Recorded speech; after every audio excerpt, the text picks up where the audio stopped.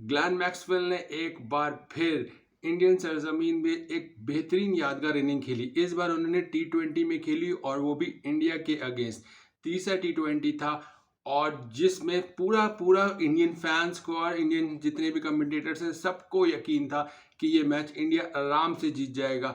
लेकिन Glenn Maxwell ने जिस तरह की हिटिंग की है, सिर्फ और सिर्फ 48 बॉल्स पे 104 रन, उन्होंने 47 बॉल्स पे सेंचुरी बनाई और 48 बॉल्स में उन्होंने 104 रन, 8 चौके 8 छक्के, 216 का स्ट्राइक रेट था इस बंदे का। तो आप अंदाजा करें कि कितना धोया होगा उन्होंने इंडियन बॉलर्स को। एक भी इंडियन बॉलर उनके सामने नहीं टिक सका। हरदीप सिंह कर लें, किशन कह दें, आप रिचर्ड को कह दें, रवि बिशोनी को कह दें, अक्षर पटेल को कह दें, सबको बुरी तरीके से मारा है। और आखिरी ओवर में तो 21 रन चाहिए थे और गेम वहीं पे ख़त्म कर दिया ग्लेन मैक्सवेल ने। वहाँ पे साथ ज़रूर दिया है वेड ने, लेकिन जो इनिंग खेली है मैक्सवेल ने वो एक यादगार थी और इंडियन बॉलर्स बिल्कुल बेबस नजर आए। पूरा क्राउड खामोश, एज वही हुआ जो ऑस्ट्रेलिया ने वर्ल्ड कप फाइनल में इंडिया के साथ किया है। बात यह है कि इंडिया अगर ये सीरीज जीत भी जाए तो भी कुछ उखाड़ नहीं सकता, क्योंकि जो मेन पर्पस इंडियन अवाम का था वर्ल्ड कप जीतने का वो तो चिकनाचूर हो गया। अब आप बायलैटरल सीरीज में जितना भी जीतते चले जाओ, लेकिन इंडियन अवाम का वो दुख जो उस वक्त नज़र आ रहा है, जो मैं कमेंटेटर्स को या उनके एनालिस्ट को सुनता हूँ, वो यही कहते हैं कि यार आप जितना भी जीत जाओ, जो दर्द 19 तारीख को उनको मिला है नवंबर को वर्ल्ड कप फाइनल में, वो दर्द वो कभी नहीं भूल सकते। तो आप बायलैटरल सीरीज जीत भी जाए, अगर आज 3-0 से इंडिया जीत जाता तो शायद कुछ उनके जख्म पे मरहम आ सकता था इंडियन फैंस के, इंडियन अवाम के। लेकिन आज फिर इनिंग 2-1, अभी 2-1 से सीरीज चल रही है। मैक्सवेल अब अगले 2 मैच नहीं खेलेंगे, लेकिन जिस तरह की उस बंदे ने इनिंग खेली है वो एक डेंजरस प्लेयर बनता जा रहा है और मैक्सवेल कंफर्म है कि वर्ल्ड कप टी20 में बहुत बड़े शॉट कारनामे अंजाम देगा। स्वीप, रिवर्स स्वीप, हर तरह के शॉट्स उसने मारे। हाँ माना ईशान किशन से उनकी स्टंपिंग छूट गई और वही फिर वो नो बॉल भी, वाइट बॉल नो बॉल भी हो गई, फिर छक्का भी पड़ गया। तो ईशान किशन सिफर पे भी आउट हुए, बैटिंग भी नहीं हो रही, फील्डिंग भी नहीं हो रही, यानी कि विकेट कीपिंग भी नहीं हो रही ईशान किशन से। तो बहुत ज़्यादा अजीब मिक्सचर चल रहा है। हाँ अगर आप बैटिंग की तारीफ करें तो हाँ भाई, आज इंडिया की तरफ से बेहतरीन बैटिंग की ऋतुराज गवायत ने। तो बेहतरीन बैटिंग की, उन्होंने 123 रन बनाए, 7 छक्के मारे, 13 चौके मारे। लेकिन बात यही है ना कि ऋतुराज की भी इनिंग बेकार ही गई जब मैक्सवेल ने इतनी बेहतरीन इनिंग खेली। अब ईशान किशन साहब ने 5 बॉलें खेली, 0 रन। सूर्य कुमार यादव ने 29 बॉलें, 39 रन। जायसवाल ने 6 बॉलें खेली, 6 रन बनाए। सो तिलक वर्मा ने 24 बॉलों पे 31 रन है। 222 का एक अच्छा स्कोर होता है टी20 में, लेकिन ऑस्ट्रेलिया ने पूरा का पूरा 224 रन धो दिया, 225 रन बना के मैच ही खत्म कर दिया। मैक्सवेल ने यादगार इनिंग खेल ली। अब इंडिया को मसला पता है कहाँ आ रहा है? इंडिया को मसला ये आ रहा है कि इंडिया आईपीएल से अच्छे बैट्समैन, अच्छे हिटर निकाल रहा है, कोई एक क्लास का बैट्समैन नहीं निकल आ रहा है। जैसे एक द्रविड़ थे, एक तेंदुलकर थे, एक धोनी थे, टेम्परामेंट वाले प्लेयर है, विराट कोहली टेम्परामेंट वाला प्लेयर, रोहित शर्मा टेम्परामेंट वाला प्लेयर। ये उस तरह के बैट्समैन को, युवराज सिंह, इस तरह के बैट्समैन को, लक्ष्मण, इस तरह के बैट्समैन इंडिया के पास आ नहीं रहे। सारे हिटर जरूर आ रहे हैं। अब एक ही तरह के पत्नी इनके पास 3 से 4 ओपनर हो गए, विकेट कीपर भी इतने सारे हो गए, तो उनका एक कॉम्बिनेशन नहीं बन पा रहा है। लेकिन हाँ, फ्यूचर बहुत है इंडिया के पास एज अ बैटर्स के तौर पे। लेकिन अगर उनकी बॉलिंग की बात की जाए तो फास्ट बॉलिंग खास तौर पे इंडिया के पास बिल्कुल नहीं है। और ना, अगर फर्ज करें बुमराह ना हो वनडे में या टी20 में इंजरी की वजह से, तो इंडिया क्या करेगा? शामी ना हो कुछ वजह से, तो इंडिया क्या करेगा? इन दोनों का बैकअप क्या है? सिराज है, लेकिन सिराज को सपोर्ट चाहिए होती है।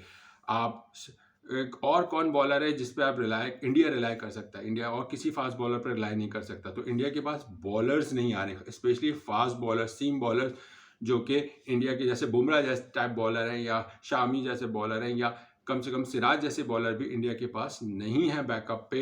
इंडिया आईपीएल में ये वो क्रीम, या अपने डोमेस्टिक में वो क्रीम नहीं निकाल पा रहा है। हाँ, बैट्समैन की तादाद बढ़ती चली जा रही है उनके पास, और पहले शुभमन गिल हैं उनके पास, फिर उसके बाद फिर अपना केएल राहुल अलग है, फिर जायसवाल अलग हैं, तिलक वर्मा अलग है, अब ताजुतराज ने भी नहीं खेली, ईशान किशन अलग है, अय्यर अलग है, सूर्य कुमार यादव है, हार्दिक पांड्या। तो ये सारे जिन जिनके मैंने नाम लिए ना, ये सब हिटर्स हैं। एक सही के टेम्परामेंट वाले बैट्समैन है ना, वो इंडिया के पास अभी नहीं है। हाँ, जायसवाल एक ऐसा बैट्समैन है जो कि इंडिया को वनडे, T20 और टेस्ट मैच तीनों में एक अच्छी फॉर्म और अच्छी तरीके का बैट्समैन बन सकता है। वो क्वालिटी शुभमन गिल में नहीं। शुभमन गिल को एक चार्म मिला हुआ है तेंदुलकर की वजह से, अदरवाइज शुभमन गिल में वो क्वालिटी नहीं है। शुभमन गिल एक फ्लैट और हाईवेट तरीके के पिच का बैट्समैन है। Same as with Ishan Kishan और अय्यर, ये तीनों इसी तरह के बैट्समैन हैं। और सूर्य कुमार यादव को तो आपको पता ही है कि तो ये 4-5 बैट्समैन ऐसे हैं जिनको सिर्फ फ्लैट हाईवे टाइप पिच मिल जाए तो उनमें इनिंग खेलेंगे। जहां बॉल सीम और बाउंस मिलता है वहां ये मुश्किल में आते हैं। लेकिन हाँ, जायसवाल एक ऐसा बंदा है, और रिंकू सिंह भी इनके पास बेहतरीन है, आ गए हैं। लेकिन प्रॉब्लम वहीं आ रही है कि मैंने बार बार पॉइंट ऑफ व्यू किया, बॉलर्स नहीं है। अगर बैट्समैन इनिंग खेल लें तो बॉलर्स रन कंटेन कर रहे हैं। अब बात देखें, मैक्सवेल ने जो उनकी धुनाई की है, ऐसी धुनाई की है कि पूरा का पूरा मैच का पासा पलट गया। इंडिया समझ जाता है कि मैच ही उनके हाथ में आ गया, लेकिन मैक्सवेल ने 8 चौके, 8 छक्के, लंबे लंबे छक्के और 216 का स्ट्राइक रेट, पूरा मैच खत्म कर दिया। बहुत लोग दुखी थे इंडिया के, लेकिन अभी 2 मैचेस बाकी हैं। लेकिन वही बात है कि अगर इंडिया बायलैटरल में इस तरह जीता भी चला जाए तो कोई फर्क नहीं पड़ा। इंडिया की प्रॉब्लम यह कि जो यंगस्टर हैं, वो यंगस्टर आगे उसी वक्त परफॉर्म करेंगे जब उनके साथ सीनियर खेलेंगे। बीसीसीआई यहाँ गलती करता है, टीम मैनेजमेंट, कोच, सिलेक्टर जो भी ये फैसले कर रहा है वो ये गलत डिसीजन ले रहा है कि इन यंगस्टर्स के साथ में कम से कम 2 से 3 ऐसे सीनियर खिलाड़ी को टीम में रखे ताकि वो उनसे सीखते चले जाए।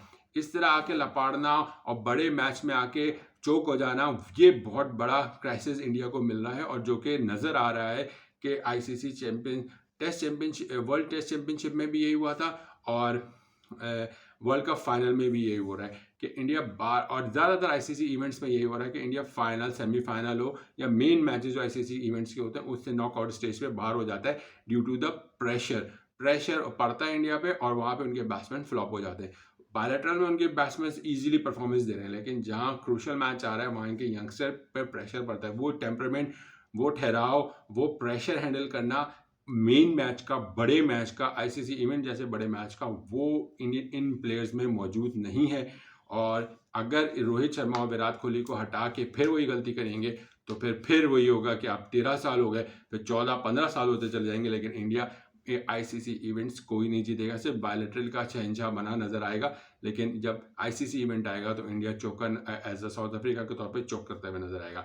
इंडिया भी अभी वही चल रही है जो एक ज़माने में मुझे इसी तरह याद है कि साउथ अफ्रीका को हराना ही मुश्किल था। हर बायलैटरल सीरीज हो, ट्राई नेशन सीरीज हो, इंडिया को हराना ही मुश्किल है। वो साउथ अफ्रीका को हराना ही मुश्किल है। अब वही हाल है इंडिया का, पिछले 3-4 साल से देख रहे हैं कि बायलैटरल सीरीज में कोई भी सीरीज हो, ट्राई नेशन हो जाए, किस में हो जाए, इंडिया को हराना मुश्किल है। लेकिन जहां आईसीसी इवेंट आता है, साउथ अफ्रीका जैसे चोक करता है ना, वैसे अब इंडिया भी चोक करना शुरू कर दिया है। तो यहाँ इंडियन मैनेजमेंट को, कोच को इस चीज़ पे वर्क करना पड़ेगा।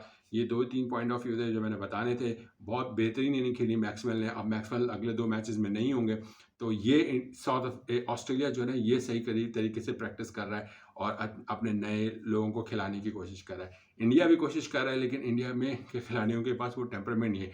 इंडिया बायलैटरल सीरीज चाहिए इंडिया को कि जाके बाहर ममालिक में ज़्यादा खेले, अब ये सीरीज ज़्यादा खेले बायलैटरल की, ताकि उनके लड़कों में एक टेम्परामेंट, एक ठहराव, एक जो चार्म से खेल है ना आईपीएल की था, वो चार्म कम नजर आया। और स्पोर्ट्स के दिन, जिस दिन जो मैच है ना, उस दिन डे मैच में परफॉर्मेंस दे, ना कि उस चार्म और इस सर्कल में रहे कि अगर कोई पाकिस्तान वाला हाल है कि 4 मैचेस में अच्छे खेल लिए, अगले 10 मैचेस में बुरे खेले। ये चक्कर से इंडिया को बाहर निकलना पड़ेगा। अपनी राय का इज़हार कीजिएगा। अल्लाह हाफिज़।